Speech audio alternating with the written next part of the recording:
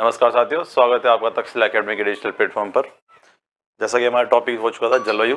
जलवायु में दो प्रकार के वर्गीकरण होते हैं। मैं आपको एक बार बेसिक दिखा देता हूं। सबसे पहला आएगा आपके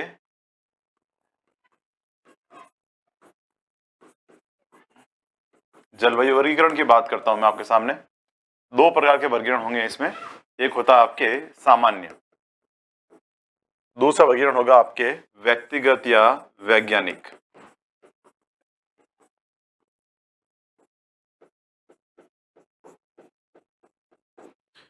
यदि सामान्य वर्गीकरण की बात की जाए तो यह किसके द्वारा किया जाता है? यह किया जाता है आपके मौसम विभाग द्वारा।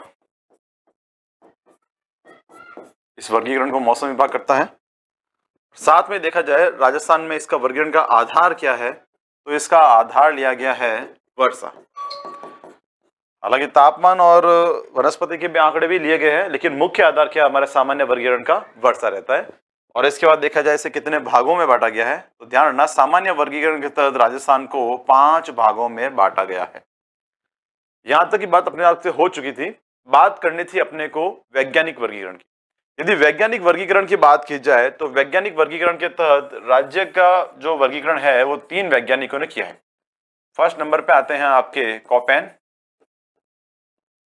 सेकंड नंबर पर देखा जाए तो सेकंड नंबर पे आएंगे आपके टिवात्रा। और तीसरे नंबर की बात की जाए तो थर्ड नंबर पे आएंगे थार्नवेट। इसे कई किताबों में सही शब्द थार्नवेट भी लिखा मिलेगा। ये 3 वो वैज्ञानिक है जिन्होंने वर्गीकरण किया है। एक चीज को पहले ही आपको ध्यान में रखते हुए चलना है कि जो ये वैज्ञानिक वर्गीकरण हो रखा है ये पर्टिकुलर किसी राज्य का नहीं होता। इन सभी वैज्ञानिकों ने जो है सबसे पहले किसी देश या किसी महाद्वीप का वर्गीकरण किया था और इसके लिए कुछ सांकेतिक शब्दों का प्रयोग किया है और उन्हीं सांकेतिक शब्दों को आधार बनाकर राजस्थान का वर्गीकरण किया गया। तो मैं सबसे पहले आपको वैज्ञानिक वर्गीकरण के बारे में दिखाता हूं।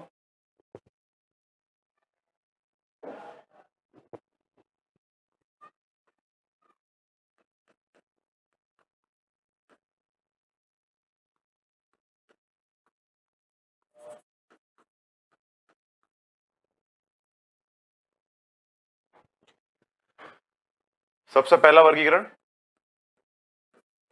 कॉपेन। कॉपेन का आधार क्या रहा है?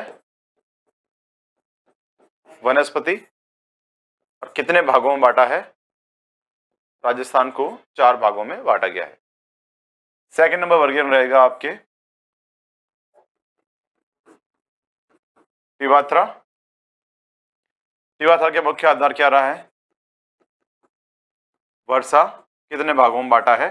4। तीसरे नंबर की बात की जाए ये आएंगे आपके थार्नवेट। थार्नवेट का आधार क्या रहा है? वाष्पीकरण, वर्षा, ताप। कितने भागों में बांटा राजस्थान को? 4।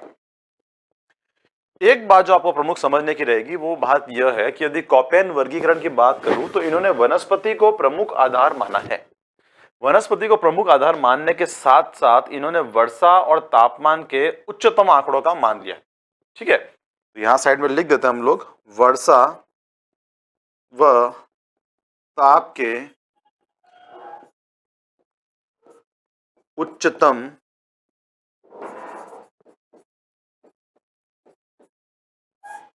आंकड़ों का मान। वर्षा और ताप के उच्चतम आंकड़ों का मान लिया गया है और किसके द्वारा लिया गया? आपके कॉपेन के द्वारा।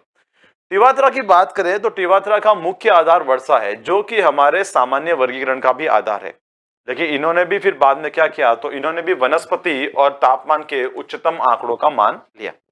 और सबसे लास्ट में सबसे प्रैक्टिकल तौर पे, अगर सबसे प्रमाणित तौर पे देखा जाए वर्गीकरण, तो किसका आता है? आपके थार्नवेट का आएगा। और थार्नवेट का वर्गीकरण का आधार क्या रहा है? तो प्रमुख आधार था वाष्पीकरण, उसके बाद वर्षा और उसके बाद आता है आपके ताप। यहां तक की बात क्लियर होती है। तो सबसे आपने इन तीनों वर्गीकरण को एक एक करके पढ़ना है। मैं सबसे पहले बात करूंगा कॉपेन के बारे में। ए नंबर वर्गीकरण है आपका कॉपेन।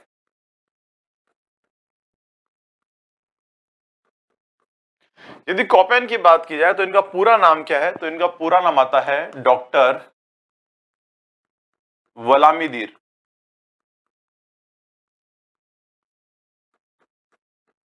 कोपेन। डॉक्टर व्लादिमीर कोपेन कहां से हैं? तो ध्यान रखना, ये एक जर्मन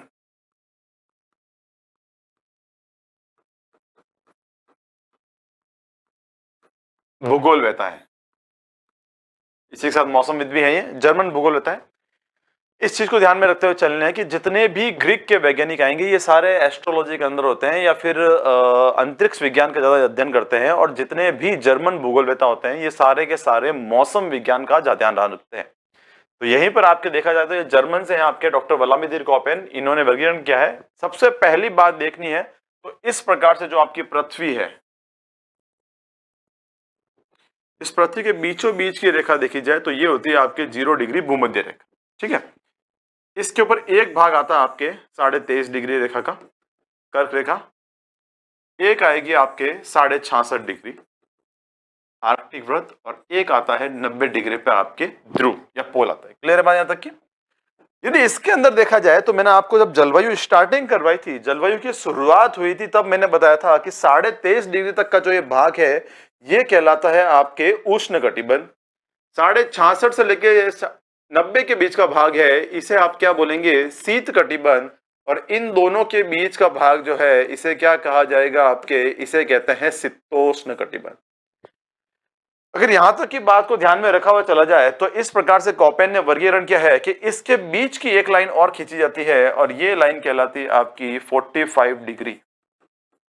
ठीक है, तो उष्ण कटिबंध के लिए कोपेन ने क्या शब्द यूज किया है? उष्ण कटिबंध के लिए यूज किया गया है ए। इसके ऊपर वाला भाग कहलाता है, यह कहलाता है आपका उपोष्ण कटिबंध यानी उप उष्ण कटिबंध, और ये वाला भाग कहलाएगा आपके उप शीत कटिबंध। तो कोपेन ने स्पेशली उपोष्ण कटिबंध के लिए क्या शब्द यूज किया है? बी। शीतोष्ण कटिबंध की बात की जाए सी। इसी के साथ में मैदानी भाग की जब बात की जाएगी आपके, मैदानी भाग के लिए कोपेन ने यूज किया है आपके कौन सा? सी।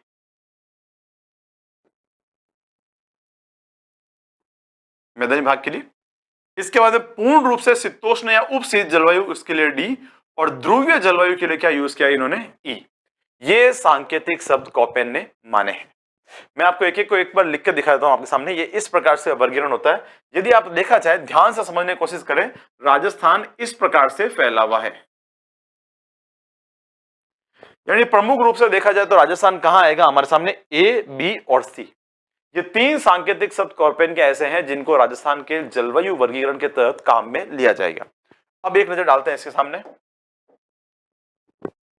कोपेन के वर्गीकरण में। सबसे पहले ए, उष्ण कटिबंध आर्द्र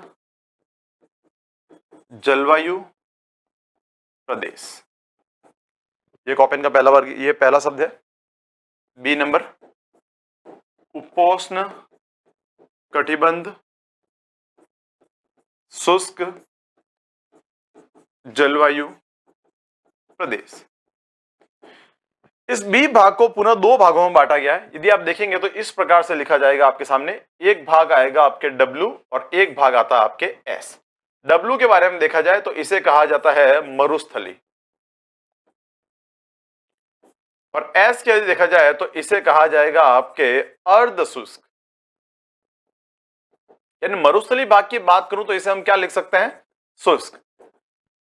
आपने जलवायु अगर पढ़ी है तो मैंने पहले ही बताया था 0 से 20 सेंटीमीटर जहां वर्षा होती है, 0 से 20 सेंटीमीटर वर्षा वाला भाग आपके क्या कहलाता है? शुष्क या मरुस्थल भाग कहलाता है। 20 से 40 सेंटीमीटर वर्षा की तरफ जाएंगे तो यह भाग कहलाएगा आपके अर्ध शुष्क भाग। सी नंबर की बात करूं तो सी नंबर पे आएगा आपके उपोष्ण कटिबंध उप आर्द्र, या इसे लिख सकते हैं मैदानी, या इसे लिख सकते हैं शीतोष्ण कटिबंध जलवायु प्रदेश। डी नंबर की बात की जाए तो डी नंबर स्पेशल लिखा जाएगा आपके शीतोष्ण कटिबंध जलवायु।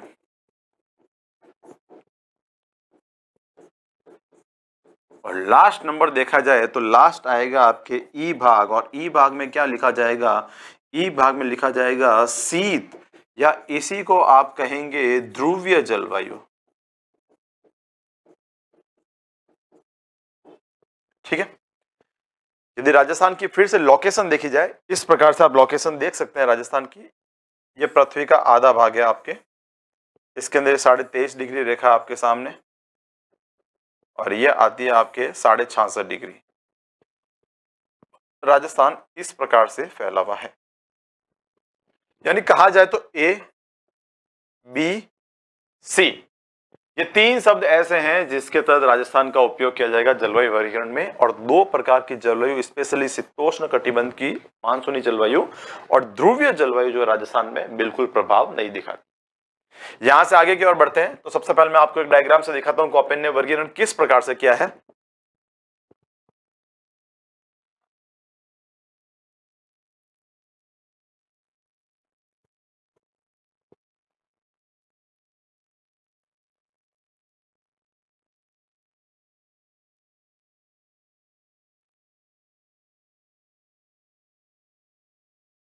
इस प्रकार से आपके राजस्थान बांटा हुआ है।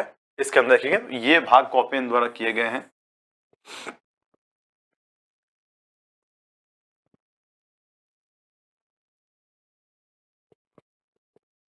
1, 2, 3 और ये लास्ट में दोनों मिला के कौन सा हो जाएगा आपके 4 नंबर भाग आ जाएगा।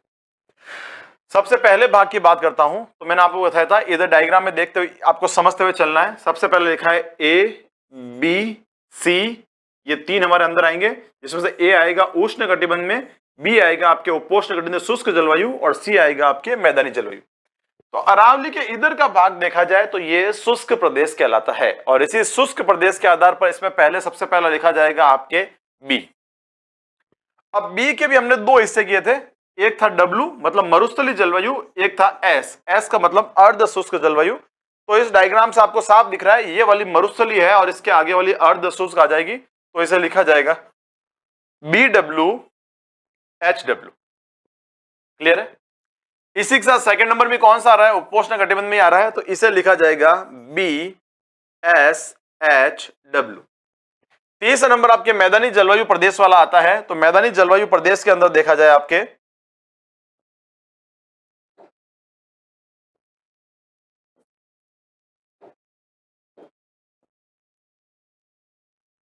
थोड़ा सा यहां तक बना लेंगे आप लोग, इसे लिखा जाएगा C W G. Fourth number जो भाग है ये पूरा मिला के आपके क्या कहलाएगा, ये कहलाएगा ए डब्ल्यू। शब्दों को समझना है आपको। यदि शब्दों में देखा जाए सबसे पहले ए बी सी ये आपको समझ में आ चुके हैं, डब्ल्यू और एस भी समझ में आ गया है। एच क्या है, तो एच का मतलब होता है आपके औसत ताप। इसके अलावा जी किस लिए यूज किया गया है, तो जी है आपके वर्षा की मात्रा, मैदानी भाग में वर्षा की मात्रा इसलिए यूज किया जाएगा। और इसी के साथ में एक दे रखा है स्मॉल डब्ल्यू। स्मॉल डब्ल्यू क्यों लिखा गया है, तो ये लिखा जाता है शीतकाल का शुष्क तापमान। सवाल कैसे पूछे जाएंगे, सबसे पहला सवाल जो आपसे पूछा जाएगा, कॉपेन के जलवायु वर्गीकरण का आधार क्या है, तो कॉपेन के जलवायु वर्गीकरण का आधार होता है वनस्पति। सेकंड नंबर, कॉपेन ने राज्य को कितने भागों में बांटा है, तो कॉपेन ने राजस्थान राज्य को 4 भागों में बांटा है, जो आपको दिख रहे होंगे। तीसरा नंबर, निम्न में से कौन सा एक कॉपेन का सांकेतिक शब्द नहीं है, तो ये जो 4 शब्द मैंने आपके सामने लिखे हैं इनसे परे कोई शब्द आता है तो वो कॉपेन का नहीं होगा। अब फोर्थ नंबर आएगा, कॉपेन ने जो वर्गीकरण किया है इसका प्रतिनिधित्व करने वाले नगर कौन से हैं तथा कहां कैसी जलवायु पाई जाएगी। इसमें देखा जाए तो सबसे पहले BWHW है, इसके फुल फॉर्म में आपको बता चुका हूं, उपोष्ण कटिबंधीय शुष्क या मरुस्थलीय जलवायु प्रदेश, जो यहां पाया जाता है आपके। इसके अंदर देखा जाए तो कैसी वनस्पति पाई जाएगी, तो सबसे पहले आपको लिखना है वनस्पति में, तो यहां आएगी आपके मरुदभिद। वनस्पति क्यों लिखी जा रही है, तो याद रखना कॉपेन के जलवायु वर्गीकरण का आधार ही वनस्पति है, इसलिए हमें उसके चारों भागों की वनस्पति याद रखना जरूरी होगा। ठीक है, सबसे पहले वनस्पति लिख ली हमने। सेकंड नंबर भाग पूछा जाएगा इसका प्रतिनिधि नगर कौन सा होगा। प्रतिनिधि नगर से आप एक शब्द समझना है आपको, प्रतिनिधि नगर क्या होता है, तो ध्यान रखना जो कॉपेन ने जलवायु बताई है यहाँ की, कॉपेन ने बोला है कि यहाँ पर मरुद्भिद वनस्पति पाई जाएगी और ऐसी जलवायु पाई जाएगी। तो इसको ध्यान में रखते हुए पता करना हमें कि यदि ऐसी जलवायु है तो कोपेन के अनुसार ऐसा कौन सा जिला है जो इसको पूर्णतया प्रतिनिधित्व करेगा या पूर्णतया संतुष्ट करता है इस बात को, हाँ इस क्षेत्र में ऐसी ही जलवायु होगी। तो यहां एक जिला आता है आपके बीकानेर। तो आप मेरी बात समझ पा रहे होंगे। सिंपल सा सवाल आपसे क्या पूछा जाएगा, सवाल को समझना आपको। सवाल पूछा जाएगा कोपेन के BWHW वाले भाग को प्रतिनिधित्व करने वाला जिला या नगर कौन सा है, तो बीकानेर। कोपेन के BWHW भाग में पाई जाने वाली वनस्पति कैसी होगी, तो मरुद। क्लियर है बात यहां तक की। अगले के बारे में बात करते हैं। सेकंड नंबर आएगा BSHW। सबसे पहले लिखूंगा मैं वनस्पति कैसी पाई जाएगी, तो यहां वनस्पति पाई जाती है आपके स्टेपी तुल्य वनस्पति। कैसी वनस्पति होगी यहाँ पे, स्टेपी तुल्य वनस्पति पाई जाएगी। सेकंड नंबर आएगा इसका प्रतिनिधित्व करने वाला नगर कौन सा है, प्रतिनिधित्व नगर ये कहलाता है आपके नागौर। क्लियर है भाई यहां तक की, कौन सा नगर होगा, नागौर। ठीक है, तीसरे नंबर की तरफ बात बढ़ता हूं मैं, तो CWG की बात करूंगा मैं आपके सामने। वही सबसे पहले क्या लिखना है, सबसे पहले लिखेंगे इसकी वनस्पति कैसी पाई जाएगी। तो इस क्षेत्र में वनस्पति पाई जाएगी आपके मिश्रित पतझड़ी। मिश्रित पतझड़ी में भी कैसी होगी, तो सघन प्रकार की होती है, विरल थोड़ी सी कम पाई जाती है यहाँ पे। और इसके बाद पूछा जाएगा इसका प्रतिनिधित्व करने वाला नगर कौन सा है, तो ध्यान रखना इसका प्रतिनिधित्व वाला नगर आता है आपके टोंक जिला। फोर्थ नंबर आपके सामने आएगा AW के अंदर सबसे पहले लिखेंगे वनस्पति कैसी होगी, तो यहां वनस्पति पाई जाती है आपके सवाना प्रकार की। सवाना प्रकार की, इसे ही सदाबहार वनस्पति भी कहा जाता है। और इसके साथ में आएगा यहां का प्रतिनिधित्व करने वाला जिला कौन सा है, तो ध्यान रखना इसका जिला है आपके बांसवाड़ा। क्लियर है भाई तक? ये चार चीजों को बेसिक से याद रखने की। मैं एक एक को डिटेल में आपके सामने लिख देता हूं, एक एक भाग के वर्गीकरण करते हुए। सबसे पहले मैं आपको डायग्राम से दिखाते हुए चलता हूं। ए नंबर भाग कौन सा था आपका, तो कोपेन का ए नंबर भाग आता है BWHW। BWHW क्या लिखा जाएगा, उष्ण कटिबंध शुष्क जलवायु प्रदेश। सबसे पहली चीज ये लिखनी होगी आपको। सेकेंड नंबर कहां पाया जाएगा, तो ध्यान रखना भारत में केवल राजस्थान के पश्चिमतम भाग में।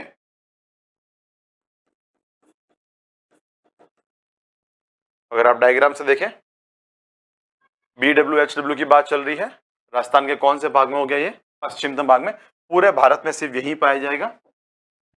तीसरी नंबर इसके अंदर बात की जाएगी इसका विस्तार कहां है, तो विस्तार में आप लिख लेंगे सिंपल सा राज्य के शुष्कतम जिलों में। और यदि मैं राज्य के शुष्कतम जिलों की बात करूं, तो जब मैंने भौतिक प्रदेश पढ़े थे, भौतिक प्रदेशों के अंदर ही मैंने सबसे पहला भाग करवाया था पश्चिमी रेतीला मैदान। पश्चिमी रेतीले मैदान को वर्षा के आधार पर या शुष्कता के आधार पर दो भागों में बांटा। इसमें एक था शुष्क भाग और दूसरा अर्ध शुष्क भाग, जिसे राजस्थान का बांगड़ भी कहते हैं। शुष्क भाग की बात की जाए तो शुष्क भाग के अंदर आपके जिले आ रहे थे। इसमें स्पेशल था जैसलमेर, बाड़मेर का उत्तरी भाग, बीकानेर और श्रीगंगानगर का भाग, और थोड़ा पश्चिमी जोधपुर का भाग। ये सारे आपके किसके अंदर आते हैं, शुष्कतम। तो राज्य के शुष्कतम जिलों के अंदर ये पाया जाएगा। इसका भी अगला क्वेश्चन आएगा कि इस भाग का प्रतिनिधित्व करने वाला नगर कौन सा है, तो इस भाग का प्रतिनिधित्व नगर कहलाएगा आपके कौन सा, बीकानेर।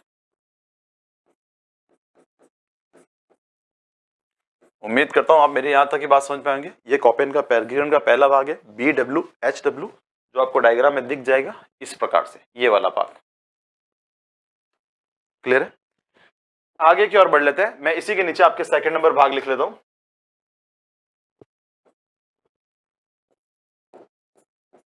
दूसरा नंबर भाग आता है BSHW। एस क्या दर्शाता है? तो एस दर्शाएगा आपके अर्ध शुष्क जलवायु प्रदेश। अर्ध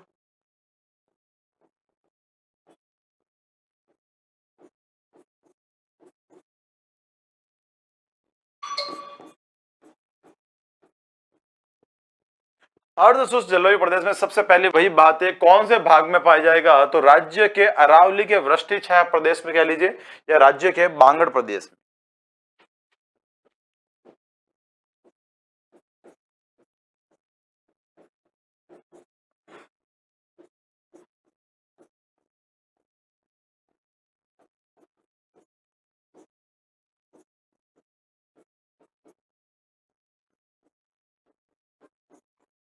अच्छा, एक चीज और यहां लिख लेंगे जो मैं लिखना भूल गया, यहां पे सबसे पहले लिखना है BWHW की वनस्पति कैसी होगी? तो यहां वनस्पति पाई जाएगी आपके मरुदभिद। ठीक है। तीसरा नंबर भाग के लिखना है, इसका विस्तार कहां है? विस्तार हमने लिख लिया है, आगे बात करेंगे इसका प्रतिनिधित्व नगर। यदि इसके प्रतिनिधित्व नगर की बात करें तो कौन सा जिला बताया था? पहले लिखवा चुका हूं मैं आपको, नागौर जिला जो है राज्य के कॉपेन वर्गीकरण के तहत BSHW भाग का प्रतिनिधित्व करता है। और इसी प्रतिनिधित्व के आधार पर इसका देखा जाए, इसमें वनस्पति कैसी पाई जाएगी? तो इसमें वनस्पति पाई जाएगी आपके स्टेपी तुल्य वनस्पति।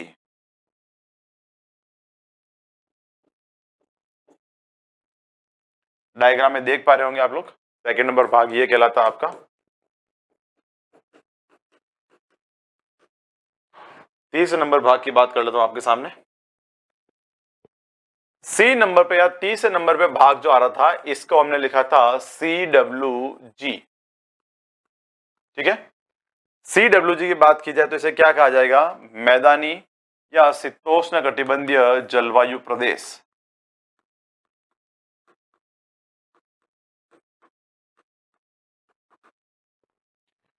फिर आएगी विस्तार कौन सा होगा? तो ध्यान रखना, इसके विस्तार में स्पेशली लिखना आपको पूर्वी भाग, पूर्वी मैदानी भाग, जो आपने स्पेशली पढ़ा था भौतिक प्रदेशों के अंदर, पूर्वी मैदानी भाग।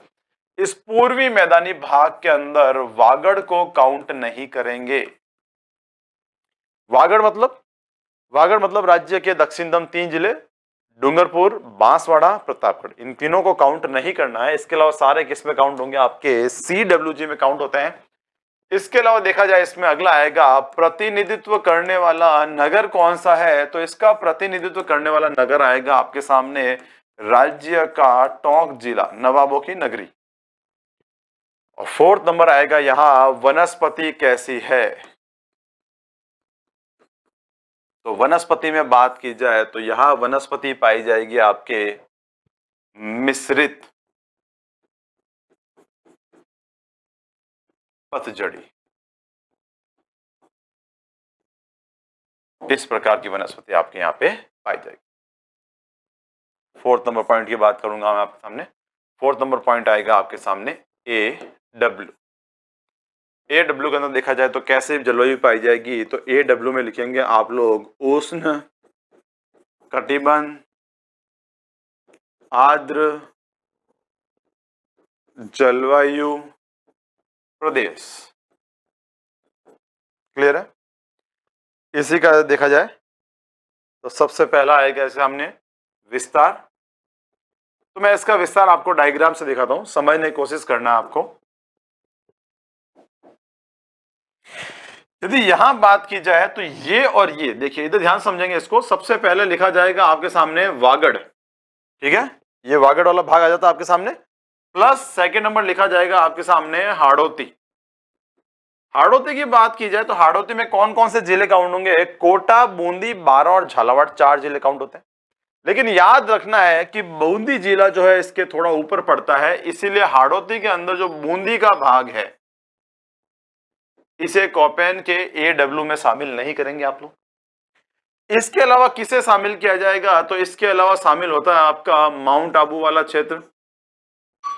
और प्लस कौन सा होगा? तो प्लस ध्यान रखना, चित्तौड़गढ़ का आंशिक भाग भी इसमें काउंट किया जाएगा। क्लियर? वागड़ की बात करूं, प्रतापगढ़, डूंगरपुर, बांसवाड़ा। अगर आप देखेंगे तो मैंने स्पेशली आपको यहां लिखवाया है। वागड़ को काउंट यहां नहीं करेंगे, किसमें काउंट करेंगे? एडब्ल्यू में। तो सबसे पहले विस्तार में लिख लेता हूं मैं आपके सामने। वागड़, वागड़ के जस्ट आगे पड़ता है चित्तौड़, तो चित्तौड़ लिख लेते हैं। चित्तौड़ के आगे पड़ता है हाड़ौती, तो हाड़ौती लिखेंगे। हाड़ौती का मतलब कोटा, बूंदी, बारा और झालावाड़। लेकिन हमें हाड़ौती का कौन सा जिला काउंट नहीं करना है, तो हाड़ौती का बूंदी जिला इसके अंदर काउंट नहीं करेंगे। और चौथा नंबर कौन सा भाग आ जाएगा? फोर्थ नंबर भाग आता है आपके माउंट आबू वाला क्षेत्र। माउंट आबू का क्षेत्र जो है आपके इसके अंदर काउंट होगा, एडब्ल्यू भाग में काउंट होगा। आगे बढ़ लेता हूं। इसी में से एक जिला वो होगा जो इसका प्रतिनिधित्व करेगा, तो इसका प्रतिनिधि नगर कौन सा कहलाएगा? तो इसका प्रतिनिधि नगर आता है आपके बांसवाड़ा। और सबसे लास्ट में आ जाएगा यहां वनस्पति कैसी पाई जाती है। तो याद रखेंगे आप लोग, यहाँ की वनस्पति चौथे नंबर भाग में जो आ रही है वो कहलाती है आपके सवाना प्रकार की। तो इस प्रकार से देखा जाएगा तो यह आपका कॉपेन का वर्गीकरण यहाँ कंप्लीट होता है। मैं उम्मीद करता हूं कि आप पहले इस वर्गीकरण को समझें और इसके बाद इसके क्वेश्चन सॉल्व करने की कोशिश करें। देखिए, अगर बिना क्वेश्चन सॉल्व करे करते हैं तो आपसे ये सवाल नहीं होंगे। क्लियर है? अगर आप सोचते हैं सिर्फ पढ़ लिया और क्वेश्चन सॉल्व कर लेंगे, ऐसा पॉसिबल नहीं होगा। आपको पहले इस भाग को समझना होगा, उसके बाद पुराने एग्जामों में कैसे क्वेश्चन आए हुए हैं इन क्वेश्चन को सॉल्व करना होगा। कुछ क्वेश्चन मैं आपको दिखा देता हूं कैसे कैसे सवाल आते हैं इसके अंदर। इस डायग्राम को देखते हुए आप जवाब देंगे। सबसे पहला सवाल आएगा, कॉपेन के जलवायु वर्गीकरण के तहत अति आर्द्र भाग को कौन से सांकेतिक शब्दों से दर्शाया गया है?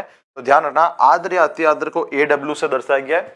शुष्कतम भाग को या मरुस्थलीय जलवायु को किससे दर्शाया गया है? तो शुष्कतम भाग या मरुस्थलीय जलवायु को बीडब्ल्यू एचडब्ल्यू से दर्शाया गया है। कॉपेन के जलवायु वर्गीकरण में जो अति आर्द्र या आर्द्र जलवायु प्रदेश है, इस आर्द्र जलवायु प्रदेश में हाड़ौती का कौन सा जिला काउंट नहीं करते हैं? तो ध्यान रखना, हाड़ौती के बूंदी जिले को काउंट नहीं किया जाता है। इसके अलावा कॉपेन का जो भाग पूर्वी मैदानी भागों में फैला हुआ है, इसका प्रतिनिधित्व करने वाला नगर कौन सा है? तो इसका प्रतिनिधित्व करने वाला नगर कहलाता है आपके टोंक जिला। कुछ इस प्रकार के सवाल जो है आपको लगातार एग्जाम के अंदर पूछे गए हैं कॉपेन के वर्गीकरण से। उम्मीद करता हूं यहां तक में कोई दिक्कत नहीं है आपको। क्लियर है? आगे की ओर चल लेते हैं। तो सेकंड नंबर वर्गीकरण आ जाएगा हमारा,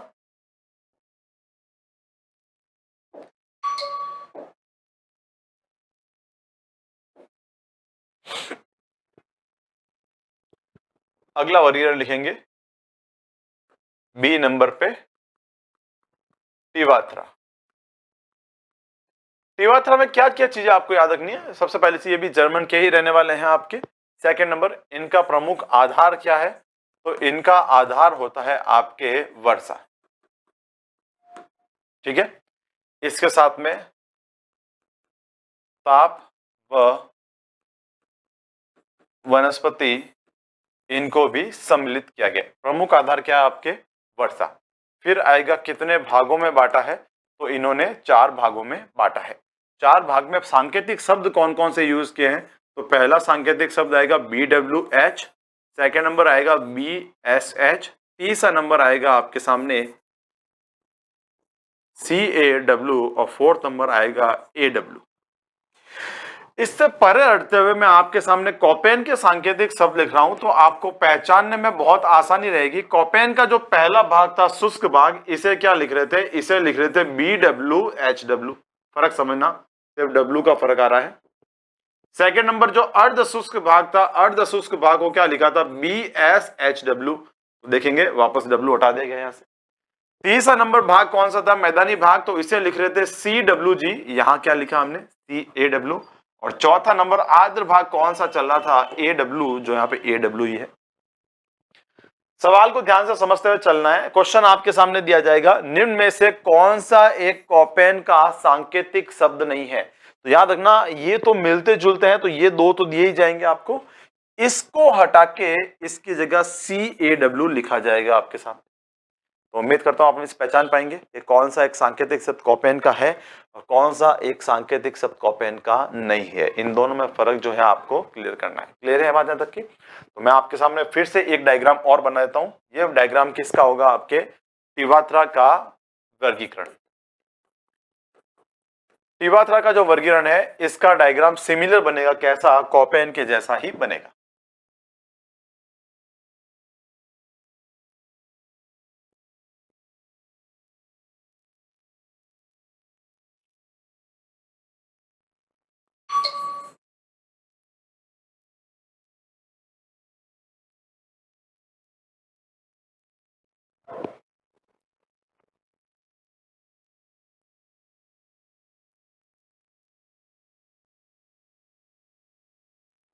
सबसे पहला भाग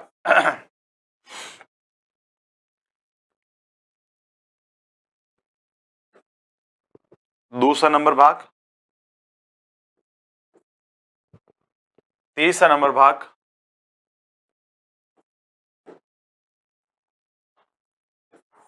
और फोर्थ नंबर भाग ए डब्ल्यू। वर्षा के मात्रा की बात की गई है तो ध्यान रखना, यहां रहेगी आपके 0 से 20 सेंटीमीटर, यहां रहेगी आपके 20 से 50 सेंटीमीटर तक की। यहां कितने लिखेंगे आप लोग? 50 से 80 सेंटीमीटर लिख देंगे, और लास्ट में कितनी आ जाएगी? 80 से 120 सेंटीमीटर। ये आपके वर्षा की मात्रा रहेगी। वर्षा की मात्रा क्यों लिखी गई है? तो देखिए, जहां कॉपेन का वर्गीकरण किया था वहां हमने वनस्पति लिखी थी, क्योंकि उसका प्रमुख आधार क्या था? वनस्पति था। जहां बात की जाएगी टिवात्रा के वर्गीकरण की, तो इसका प्रमुख आधार क्या है? टिवात्रा के वर्गीकरण का प्रमुख आधार होता है आपके वर्षा, तो यहाँ वर्षा की मात्रा लिखी जाएगी आपके सामने।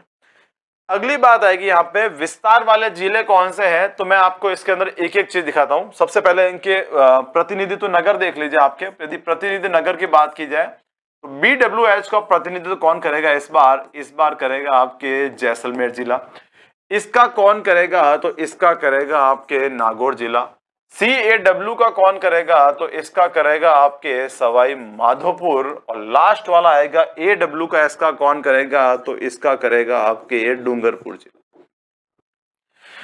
इनके नाम क्या दिए जाएंगे? इनको नाम सेम वो के वो चलने हैं जो आपके किसके चले हैं? कॉपेन के चले हैं। सबसे पहला उष्ण कटिबंधीय शुष्क जलवायु प्रदेश, सेकेंड नंबर अर्ध शुष्क जलवायु प्रदेश आपके ये वाला, तीसरा नंबर आएगा ये भाग मैदानी जलवायु प्रदेश का, और चौथा नंबर आएगा आपके आर्द्र जलवायु प्रदेश।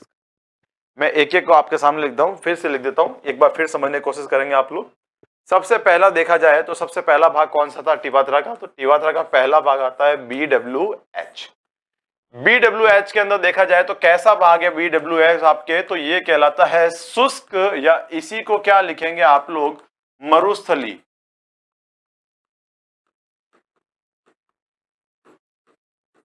क्यों लिखा है मरुस्थली? तो सबसे पहले बात की जाए इसके अंदर वर्षा की, तो 0 से 20 सेंटीमीटर की वर्षा पाई जाती है। और मैंने आपको मरुस्थल के अंदर समझाया था पश्चिमी रेतीले मैदान में कि ऐसा भाग जहां 20 सेंटीमीटर से कम वर्षा पाई जाती है वो हमेशा मरुस्थल में बदल जाता है। तो इसीलिए यहाँ कैसी जलवायु पाई जाएगी? आपके मरुस्थलीय जलवायु पाई जाती है। क्लियर है भाई यहाँ तक की? फिर बात आएगी सेकंड नंबर, इसका विस्तार कहां पर है? तो इसका विस्तार में आप देख चुके हैं, वही विस्तार है जो कॉपेन का था आपके पश्चिमतम शुष्क जिलों में।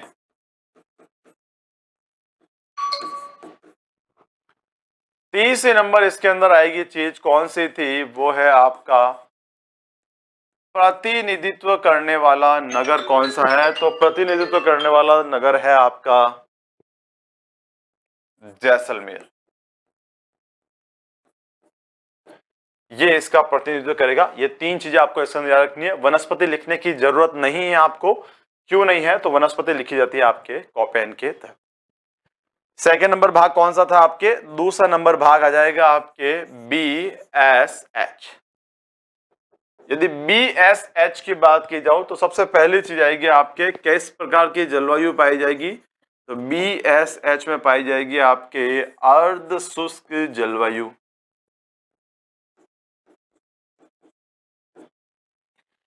वर्षा की मात्रा ढूंढना चाहोगे कितनी आएगी? तो ये आ जाएगी आपके 20 से 50 सेंटीमीटर तक वर्षा पाई जाएगी आपके। तीसरा नंबर चीज आएगी विस्तार कहां होगा? तो विस्तार आप पहले ही लिख चुके हैं, इसका विस्तार कहां होगा? तो राजस्थान के अर्ध शुष्क जिलों में, या राजस्थान के अर्ध शुष्क, इसी को लिखेंगे आप लोग बांगर प्रदेश में। चौथी नंबर चीज मैं आपके सामने यहां लिख देता हूं, इसका आएगा प्रतिनिधित्व करने वाला प्रतिनिधि। प्रतिनिधि नगर कौन सा कहलाएगा? तो इसका प्रतिनिधि नगर भी कौन सा होगा? आपके नागौर जिला। जो आपके कॉपेन का था वही प्रतिनिधित्व किसका करेगा? टिवात्रा का भी करेगा। क्लियर है भाई यहां तक की? टिवात्रा में आगे बात करता हूं तीसरे नंबर पे। तो थर्ड नंबर पे कौन सा आ रहा है आपके? CAW। CAW में बात की जाए तो कैसी जलवायु पाई जाएगी? यहां आप दो शब्द लिख सकते हैं, या तो लिख सकते हैं आप लोग उप आर्द्र जलवायु, या कैसे कह देंगे मैदानी जलवायु यहां पर पाई जाती है आपके CAW में। अगली बात की जाएगी CAW में, तो सबसे पहले लिखा जाएगा आपके, जो इस प्रकार से सीक्वेंस चल रही है इसी सीक्वेंस में लिखते हुए चलेंगे आप लोग। वर्षा की मात्रा की बात करूं तो वर्षा की मात्रा ध्यान रखना 50 से 80 सेंटीमीटर। कई किताबों में ये 50 से 75 भी लिखी मिल सकती है आपको, तो ध्यान रखना 50 to 75 कहां लिखनी होती है? 50 to 75 की बात तब आएगी जब हम बात करेंगे धोकड़ा वनस्पति की। मैंने आपको वनस्पति का वर्गीकरण करवाया था, वन संपदा करवाई थी मैंने आपको। उस वन संपदा के अंदर मैंने लिखवाया है 5 प्रकार के वनस्पति हमारे यहाँ पे पाई जाती है, या वनस्पति जलवायु प्रदेश पाए जाएंगे आपके। तो उसके अंदर एक आ रहा था आपके मिश्रित पतझड़ी जलवायु प्रदेश, ऐसे धोखड़ा वन क्षेत्र भी कह रहे हैं, जो राज्य के सर्वाधिक भाग पर है। और इसी के साथ ध्यान रखना वहां वर्षा कितनी थी आपके? 50 से 75। यहां लिखी जाएगी 50 से 80 सेंटीमीटर वर्षा लिखी जाएगी आपके। तीसरी नंबर बात आएगी आपके सामने, विस्तार कहां होगा? तो विस्तार आपको पता ही है पूर्वी मैदानी भाग में, क्योंकि मैदानी प्रदेश की जलवायु की बात हो रही है। तो किस में पाया जाएगा? आपके पूर्वी मैदानी भाग में पाया जाएगा। और फोर्थ नंबर आएगा आपके सामने, इसका प्रतिनिधित्व करने वाला नगर कौन सा है? तो इसका प्रतिनिधित्व करने वाला नगर आता है आपके सवाई माधोपुर। मैं आपके सामने पूरा लिख देता हूं।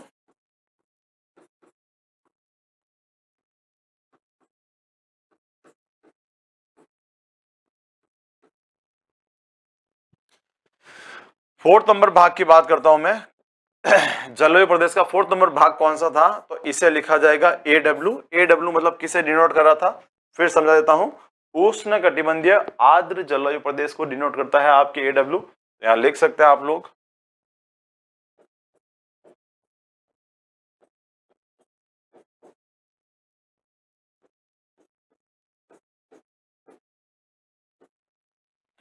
फिर बात आएगी आपके वर्षा की।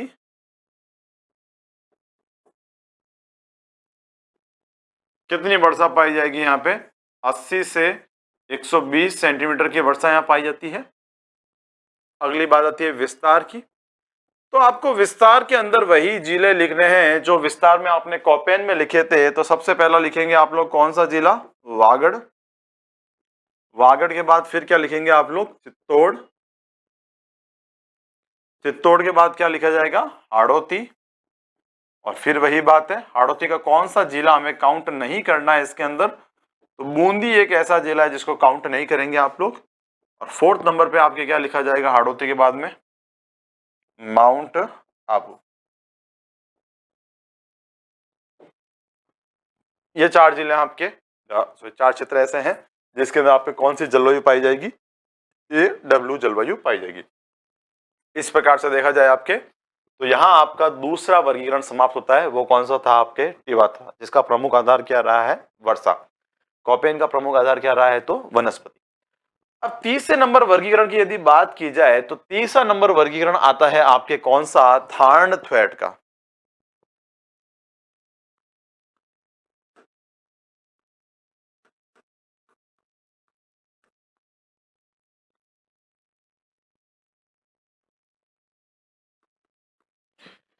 सबसे प्रमुख चीज जो इसमें आपको याद रखनी पड़ेगी, सबसे प्रमुख चीज आपके सामने आती है वो कि सबसे प्रमाणित वर्गीकरण कौन सा है, या सबसे नवीनतम वर्गीकरण कौन सा है? तो थार्नथ्वेट का।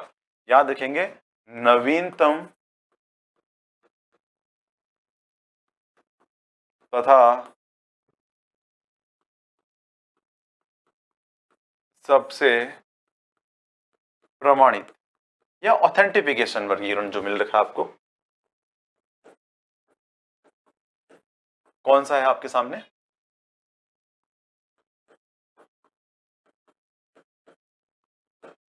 क्लियर है? थान थ्रेड का जो वर्गीकरण है सबसे प्रमाणित है ये, और इसी के साथ में आपके सबसे नवीनतम वर्गीकरण। तो देखना आप 3 वर्गीकरण के अंदर सबसे पहला देखा जाए आपके, तो 1 नंबर पे मैंने लिखा था आपके सामने कॉपेन। तो सबसे पहली चीज कॉपेन के बारे में आपको क्या पूछ सकते हैं? कॉपेन के बारे में एक सवाल आपको और भी पूछा जा सकता है, सबसे पहला वर्गीकरण कौन सा है राजस्थान का? तो सबसे पहला वर्गीकरण कहलाता है आपके कॉपेन का, पहला वर्गीकरण है ये। इसी के बाद देखा जाए तो कैसा वर्गीकरण है, तो ये प्रैक्टिकल बेस है, इसे आप लिख सकते हैं प्रयोगात्मक। राज्य का प्रयोगात्मक वर्गीकरण कौन सा कहलाता है आपके? तो कॉपेन का जो वर्गीकरण किया गया है ये राज्य का प्रयोगात्मक वर्गीकरण है या सबसे पहला वर्गीकरण कहलाता है। ये वर्गीकरण कब तैयार किया गया? तो ध्यान रखना इस वर्गीकरण को तैयार तो कर लेते हैं 1900 में,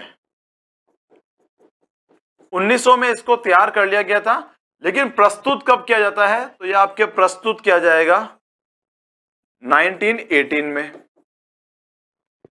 इससे आगे चलता हूं, प्रस्तुत के बाद में देखा जाए तो इसका संशोधित कब करते हैं? तो इसको संशोधित कॉपेन ने किया था 1926 में। और सबसे लास्ट बात आएगी, नवीनतम संशोधित वर्गीकरण कब प्रस्तुत किया गया, इसे वापस कब दिया गया? तो 1936 में इसको विस्तृत किया गया या इसका विस्तृत रूप दिया गया। समझ पा रहे होंगे आप लोग मेरी बात? सबसे पहला वर्गीकरण कौन सा है? कॉपेन का है। सबसे नवीनतम या सबसे लास्ट में कौन सा हुआ, प्रमाणित कौन सा हुआ है आपके? ये एक सवाल पूछा जा सकता है बकायदा किसके अंदर, तो एक सवाल पूछ सकते हैं आपको टिवात्रा में। जैसा कि टिवात्रा में मैंने आपके सामने लिखा था, इसका प्रमुख आधार क्या है? तो इसका प्रमुख आधार माना गया है वर्षा। तो क्वेश्चन आपसे ये पूछे जाएगा, राज्य के सामान्य जलवायु वर्गीकरण की तुलना किस वैज्ञानिक वर्गीकरण से की जा सकती है? तो यदि आप सामान्य वर्गीकरण की तुलना में ध्यान दें तो सामान्य वर्गीकरण किया गया था आपके वर्षा के आधार पर किया गया था। और टिवात्रा का वर्गीकरण भी किस आधार पर किया गया है? तो टिवात्रा का वर्गीकरण भी आपके वर्षा के आधार पर होता है। तो कहा जा सकता है टिवात्रा की तुलना किस वर्गीकरण से हो सकती है? तो राज्य के सामान्य जलवायु वर्गीकरण से तुलना। ठीक है भाई, यहां तक की बात? तो ये आपको इसमें ध्यान रखना है। इसके बाद में यहां लिख देता हूं, मैं इसके आधार लिख देता हूं, यहीं पे पढ़ लीजिए आप लोग।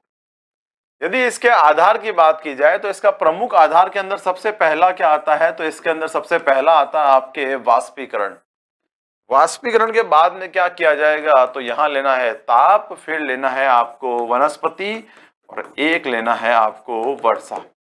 इनमें से ताप और वनस्पति के मध्यम आंकड़े इन्होंने लिए थे, और इसके अलावा सबसे प्रमुख आधार क्या रखा था? तो सबसे प्रमुख आधार रखते हैं आपके वर्षा। क्लियर है? सॉरी, वाष्पीकरण। क्लियर है भाई यहां तक की? इसके बाद कहते हैं थान थ्रेड में राजस्थान को कैसे कितने भागों में बांटा है? तो ऐसा एक डायग्राम देख लेते हैं अपन लोग।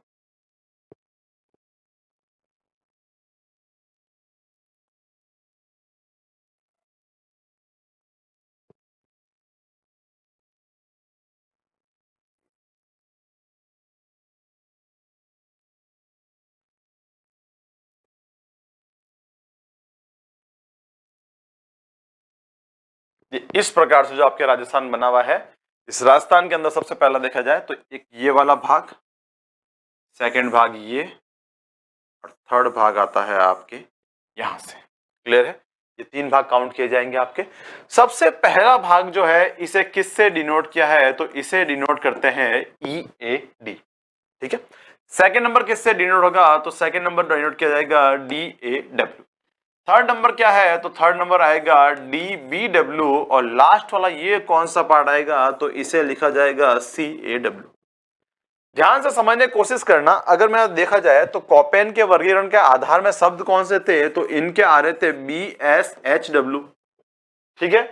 टिवात्रा में कौन से आ रहे थे? तो टिवात्रा में आ रहे थे BSH, और लास्ट में इसमें कौन से आ रहे हैं? तो इसमें आ रहे हैं DAW। यानी अगर आपसे शब्द पहचानने को कह दिया जाए, सवाल सिर्फ इतना सा आ जाए कि निम्न में से कौन सा एक थान थ्रेड का सांकेतिक शब्द है, निम्न में से कौन सा एक कॉपेन का सांकेतिक शब्द है, तो आप यही देख के पहचान सकते हैं थान थ्रेड के अंदर कॉमा यूज किया गया है, टिवात्रा के अंदर सिर्फ 3 अक्षर लिखे गए हैं, और कॉपेन में कितने अक्षर लिखे गए हैं? 4। कॉपेन में कौन सा है? तो कॉपेन में मैदानी जलवायु प्रदेश में CWG लिखा जाएगा, और यदि टिवात्रा में देखा जाए तो टिवात्रा में क्या लिखा जाएगा, CAW लिखा जाएगा। क्लियर है, इसको भी आपको ध्यान में रखते हुए चलना है। तो यदि इस डायग्राम के अंदर बात की जाए तो सबसे पहले बात करता हूं मैं वाष्पीकरण के तहत जो आधार मान के इन्होंने वर्गीकरण किया है, इसके अंदर ये वाला भाग कौन सा कहलाता है, तो ये कहलाएगा आपके मरुस्थली। यदि मरुस्थली शब्द यूज ना किया जाए तो इसकी जगह कौन सा शब्द यूज कर सकते हैं आप लोग, शुष्क। क्लियर है। फिर बात है कि इसका प्रतिनिधित्व करने वाला नगर कौन सा है, तो आप देखेंगे सिर्फ इसका विस्तार ही यदि जैसलमेर जिले में हो रखा है तो इसका प्रतिनिधित्व कौन करेगा, जैसलमेर ही करेगा। DBW की बात की जाए तो ये कैसा है, ये आता है आपके मध्यम ताप अर्ध शुष्क प्रदेश। कैसा हो जाएगा आपके, अर्ध शुष्क, शुष्क दूसरा अर्ध शुष्क। इसका प्रतिनिधित्व नगर कौन सा है, तो इसका प्रतिनिधित्व नगर आएगा आपके बीकानेर जिला। तीसरा नंबर भाग कौन सा है, इसे कहेंगे आप लोग उप आर्द्र भाग। उप आर्द्र भाग का प्रतिनिधित्व कौन करेगा, तो इसका प्रतिनिधित्व करेगा आपके अजमेर जिला। और चौथा नंबर आएगा CAW। CAW कैसा भाग हो जाएगा, तो याद रखना ये कहलाता है आपके आर्द्र भाग, और आर्द्र भाग का प्रतिनिधित्व इसमें किसने किया गया है, तो इसका प्रतिनिधित्व करता है आपके डूंगरपुर। तो अगर आप समझ पा रहे होंगे टिवात्रा का भी जो सबसे पहला शुष्क भाग है इसका प्रतिनिधित्व किसने किया है, जैसलमेर ने ही किया था। और टिवात्रा का जो आर्द्र भाग है इसका प्रतिनिधित्व किसने किया था, आपके डूंगरपुर ने ही किया था। क्लियर है, ये भी मैं आपको एक चार्ट के अंदर दिखाऊंगा। मैं इनको एक एक करके आपके सामने लिखना स्टार्ट कर लेता हूं, ध्यान से देखेंगे आप लोग। सबसे पहला भाग कौन सा था, तो एक नंबर पे भाग आता है EAD। EAD कैसी जलवायु दर्शाएगा, तो ध्यान रखना उष्ण कटिबंध शुष्क जलवायु प्रदेश। सेकंड नंबर EAD में जो याद रखनी है आपको, क्या याद रखेंगे EAD में, इसका विस्तार कहां हो रखा है, तो इसका विस्तार प्रमुख रूप से हो रखा है आपके जैसलमेर में। इसके बाद आंशिक रूप से कौन से जिले आ रहे हैं, तो आंशिक रूप से आएंगे आपके बीकानेर, बाड़मेर और जोधपुर। ये कैसे आए हैं, तो एक बार डायग्राम में देख लेंगे आप लोग। यहां प्रमुख रूप से जैसलमेर आया हुआ है, ये बीकानेर का दक्षिणतम क्षेत्र, ये पश्चिमी जोधपुर और ये उत्तरी बाड़मेर, इस प्रकार से आ रखे हैं आपके। तीसरा नंबर आएगा आपके प्रमुख चीज, वो है आपका प्रतिनिधित्व करने वाला नगर कौन सा है, तो प्रतिनिधित्व करने वाला नगर आता है आपके जैसलमेर। क्लियर है बात यहां तक की। सबसे पहला भाग हो गया आपके कौन सा, EAD की बात होगी। सेकेंड नंबर पे बात करूंगा मैं, कौन सा भाग आ रहा है आपके, DAW। DAW कैसा भाग है, उष्ण कटिबंध उप आर्द्र जलवायु प्रदेश। क्लियर है। सेकंड नंबर विस्तार कहां होगा, विस्तार आप समझे, डायग्राम से समझिए एक बार, या पहले यह देता हूं, राजस्थान का बांगर या अर्ध शुष्क क्षेत्र प्लस पूर्वी मैदान प्लस अरावली क्षेत्र। राजस्थान का जो बांगड़ क्षेत्र मैंने लिखा है, इसमें से एक प्रदेश आपको काउंट नहीं करना है, और वो कौन सा है, आपके घग्गर प्रदेश। एक बार इसको समझने की कोशिश करेंगे आप लोग, फिर लिखेंगे। यदि डायग्राम में देखा जाए, इधर देखिएगा, इस प्रकार से जो आपका अर्ध शुष्क क्षेत्र बन रहा था, इस अर्ध शुष्क क्षेत्र के अंदर ये वाला भाग जो है, ये पूरा कौन ले गया, आपके अर्ध शुष्क क्षेत्र ले गया। तो ये कहलाता है पूरा भाग उप आर्द्र। अब उप आर्द्र के अंदर ये वाला भाग तो कहलाएगा आपके कौन सा, अर्ध शुष्क क्षेत्र का। यहां से इस प्रकार से एक पर्वतमाला आएगी, ये वाले बीच में अरावली, और ये वाला क्षेत्र कहलाएगा कौन सा, आपके पूर्वी मैदानी भाग। अब आप देखेंगे पूर्वी मैदानी भाग का भी कौन सा क्षेत्र हमने नहीं लिया है, तो वागड़ क्षेत्र हम इसमें काउंट नहीं करते हैं। तो मैं यहां लिख देता हूं आपके सामने, तो ये पूर्वी मैदानी भाग लिखा है, इसमें लिखूंगा वागड़, इसको काउंट नहीं करना है आपको। क्लियर हो गई बात यहां तक की? तो ये दो हो गया आपके अंदर। इसके बाद इसका आएगा प्रतिनिधित्व करने वाला नगर कौन सा है, तो इसका प्रतिनिधित्व नगर कहलाता है आपका अजमेर जिला। यहां तक की बात आप समझ पाए होंगे। आगे बढ़ लेता हूं। तीसरा नंबर भाग कौन सा लिखा था हमने, तीसरा नंबर लिखते हैं डीबीडब्ल्यू। डीबीडब्ल्यू को कैसा भाग कहा जाएगा, तो इसे कहते हैं मध्यम तापीय अर्ध शुष्क प्रदेश। डायग्राम में देखिएगा एक बार, ये वाला भाग है मध्यम तापीय अर्ध शुष्क प्रदेश। क्लियर है? कहां फैला हुआ है, तो ये वाला भाग देखा जाए तो ऊपर गंगानगर, हनुमानगढ़, बीकानेर और चूरू, मतलब पूरे बीकानेर संभाग में फैला हुआ है। तो मैं आपके सामने लिख देता हूं। यहाँ पे सबसे पहली बात लिखनी है अपने को, विस्तार कहां है इसका, तो आप विस्तार में सिर्फ इतनी सी बात लिख देंगे,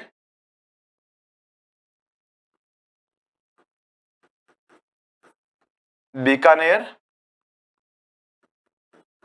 संभाग। तीसरा नंबर सबसे सिंपल सवाल, प्रतिनिधित्व करने वाला नगर कौन सा है, तो जब बीकानेर संभाग में फैला हुआ है तो इसका प्रतिनिधित्व कौन करेगा भाई, आपके बीकानेर ही करेगा।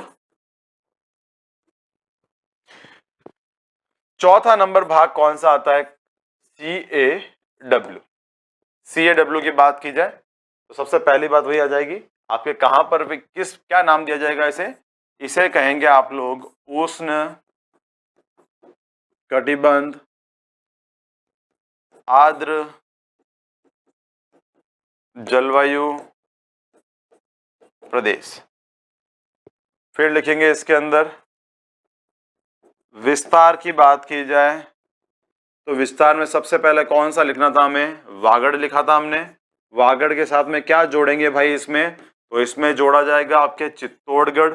चित्तौड़गढ़ के अंदर आप क्या जोड़ेंगे, तो इसमें जुड़ेगा आपके हाड़ौती। और फिर वही सवाल आएगा, हाड़ौती का कौन सा जिला नहीं काउंट करना है, तो बूंदी के आगे क्रॉस कर देंगे। और लास्ट में जुड़ जाएगा आपके कौन सा क्षेत्र, तो ये कहलाता है आपके माउंट आबू का क्षेत्र। इसके बाद आ जाएगा अगला अपना, प्रतिनिधित्व करने वाला नगर कौन सा है, तो प्रतिनिधित्व नगर कहलाता है आपके डूंगरपुर। तो यहां देखा जाए तो आपकी किसका वर्गीकरण कंप्लीट हुआ, थार्ड थ्वेट का वर्गीकरण पूरा होता है। क्लियर है? तो इस प्रकार देखा जाए तो आपके राजस्थान के 3 वैज्ञानिक वर्गीकरण मैंने पूर्ण कर दिए हैं। मैं आपके सामने एक चार्ट बनाता हूं और चार्ट में आपको समझाऊंगा। इससे पहले आप एक चीज समझे कि इसमें क्वेश्चन कैसे पूछे जा सकते हैं। सबसे पहले बात की जाए तो इधर देखिए, एक सवाल ये भी पूछ सकते हैं, जैसा कि आप डायग्राम में देख पा रहे हैं, इस डायग्राम से एक सवाल बनता है कि थार्न-थ्वेट के जलवायु वर्गीकरण के तहत राज्य का सबसे बड़ा जलवायु प्रदेश कौन सा है। तो डायग्राम में दिख रहा है DAW राज्य का सबसे बड़ा जलवायु प्रदेश है। इससे पहले वाले डायग्राम में चला जाए आपके,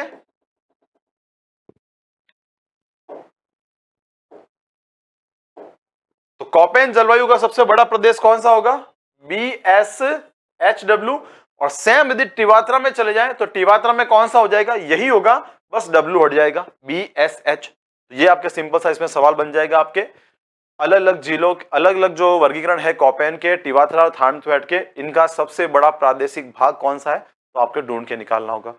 इसके अलावा इनके सांकेतिक शब्द याद रखने होंगे, इनका प्रतिनिधित्व नगर याद रखना होगा और इनके जिले याद कर लेंगे। जिले ज्यादा इंपॉर्टेंट नहीं है, सिर्फ आप प्रतिनिधित्व नगर याद कर लेंगे, सांकेतिक शब्द याद कर लेंगे और इनका प्रमुख आधार याद कर लेंगे, तो भी आपका काम यहां पर हो जाएगा। क्लियर है बात यहां तक की? आगे की ओर चल लेते हैं। तो एक चार्ट आपको याद करते हुए चलना है। इस चार्ट के अंदर क्या करेंगे, तो इधर देखिए आप लोग,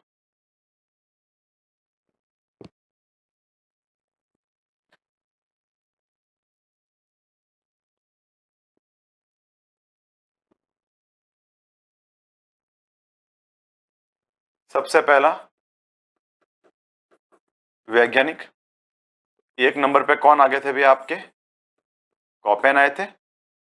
सेकंड नंबर पे कौन से आते हैं आपके, टिवात्रा आ जाएंगे, और तीसरे नंबर पे कौन आ गए आपके, थ्वार्न थ्वेट आएंगे, और फोर्थ नंबर पे कौन सा आएगा, तो फोर्थ नंबर पे यहां लिख देता हूं मैं आपके प्रतिनिधि करने वाला नगर।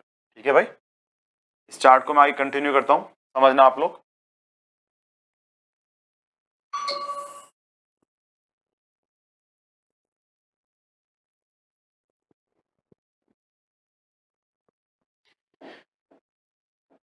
अगर मोटे मोटे तौर पे देखा जाए तो हर एक ने 4 भाग किए हैं, और 4 भाग को कैसे दर्शा सकते हैं, तो इधर देखेंगे आप लोग, एक भाग हो रहा है आपके शुष्क भाग, एक हो रहा है आपके अर्ध शुष्क भाग, एक हो रहा है उप आर्द्र, और चौथा भाग बन रहा है आपके आर्द्र। ये 4 भाग ही बन रहे थे आपके डायग्राम के तहत।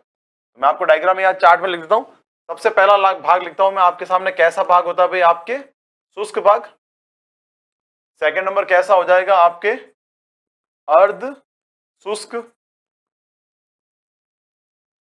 तीसरा नंबर भाग कौन सा हो जाएगा, आपके उप आर्द्र भाग, और चौथा नंबर भाग कैसा हो जाएगा, आपके आर्द्र भाग। ठीक है, डायग्राम में देखने की कोशिश करना, मैं हर एक का डायग्राम यहां नहीं बना पाता हूं, सिर्फ मैं शॉर्ट में समझा रहा हूं आपको। मैं यहां पे 3 डायग्राम बनाता हूं आपके सामने, 3 वर्गीकरण है।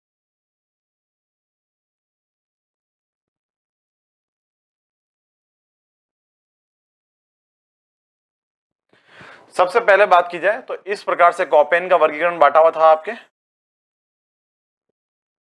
सेम वर्गीकरण किसका चलना होगा भी, आपके टिवात्रा का भी, और ये चलेगा आपके किसका, थान थ्वेट का। ठीक है, शुष्क भाग की बात करूं तो कॉपेन का शुष्क भाग ये था, इसको दर्शाने वाला शब्द कौन सा था, आपके BWHW। शुष्क भाग की बात करें टिवात्रा में ये था, टिवात्रा में शुष्क भाग का वर्गीकरण किसने दर्शाया था, BW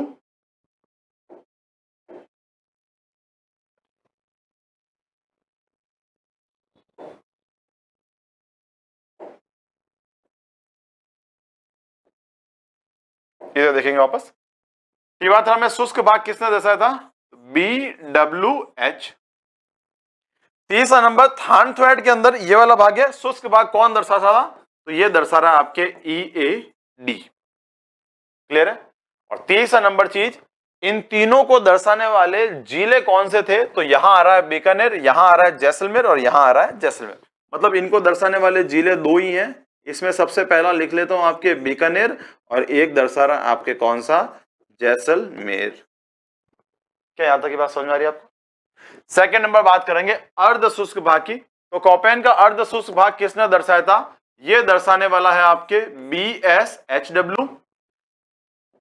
टिवात्रा में BSH, और सबसे नंबर थान थ्वेट के अंदर तो इसमें दर्शा रहा आपके DBW। प्रतिनिधित्व तो नगर देखना चाहेंगे तो यहां नागौर था, यहां नागौर था, यहां आ गया बीकानेर, तो 2 जिले हो जाएंगे। इसमें यहां सबसे पहले लिख लेता हूं मैं आपके 2 जिले नागौर, और एक में आएगा आपके बीकानेर। क्लियर है भाई यहां तक की बात। तीसरा नंबर उप आर्द्र भाग है, उप आर्द्र भाग को यहां कौन दर्शा रहा था, यहां दर्शाएंगे आपके CWG, ये दर्शाएंगे CAW, और ये दर्शाएंगे आपके DAW। तो मैं तीनों यहां लिख देता हूं। सबसे पहले लिखूंगा CWG, फिर आएगा CAW, और यहां आ जाएगा आपके